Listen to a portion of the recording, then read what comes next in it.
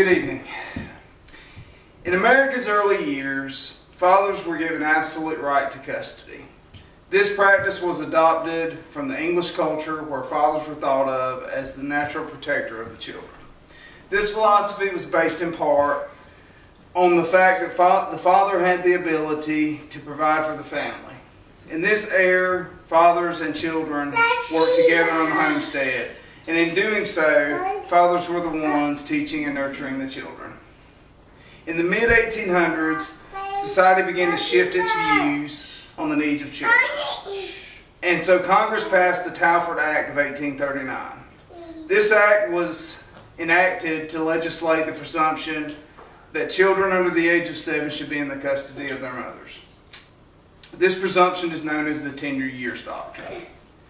Courts originally still believed at the time that fathers were the best providers of the children. So in most cases throughout the mid-1800s, children were returned to their fathers around age 5. In the late 1800s, the Industrial Revolution began to reshape the American family. Fathers began working more in factories instead of on the farm. At the time, women in the workplace were not common. And in many cases, mothers' skills revolved around taking care of the home.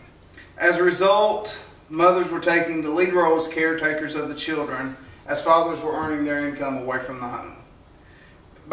As a result, by the early 1900s, momentum swung towards mothers in custody cases. This, coupled with a newly formed ideal favoring mothers, convinced many fathers to forego custody challenges.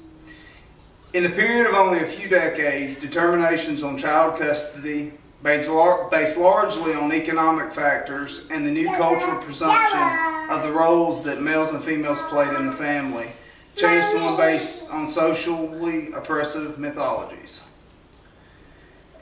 And as an American culture continued to evolve through the mid-1900s, the gap in preference towards awarding mothers custody of fathers continued to widen. The tender years doctrine was eventually replaced with the best interests of the child. On paper, this change was intended to focus on devaluing the gender of each parent and towards the individual situation of each custody case. However, this did very little to change the perception in the courts.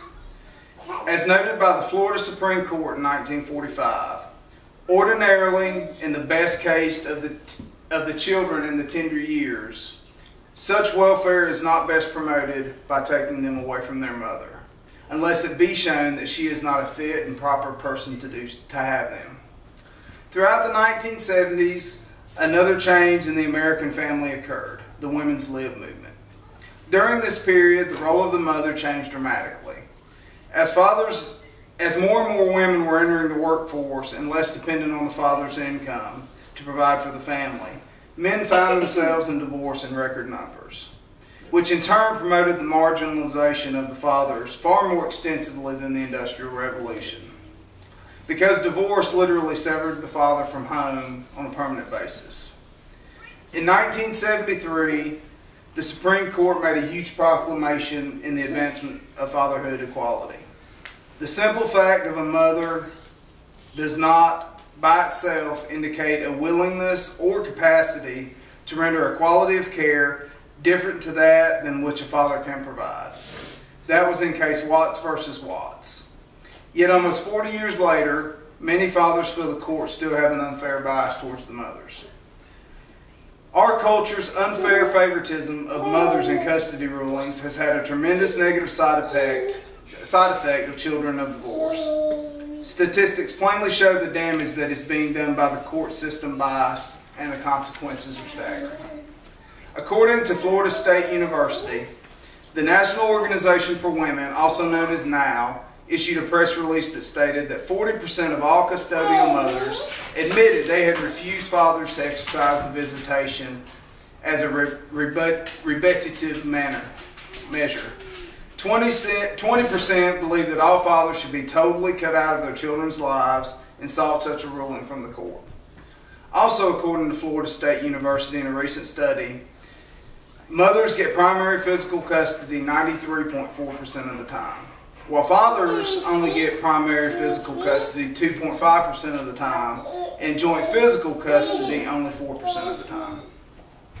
A U.S. Department of Health and Human Resources Service study found that at every income level except the very highest, children living with single mothers were 2 to 3 times as likely to have been expelled or suspended from school, display emotional problems, engage in antisocial behavior, to abuse drugs, and to be in trouble with the law. They also show 4 times more likely to become cigarette smokers. 60% of all American rapists and 72% of all adolescent murderers grew up in homes without fathers.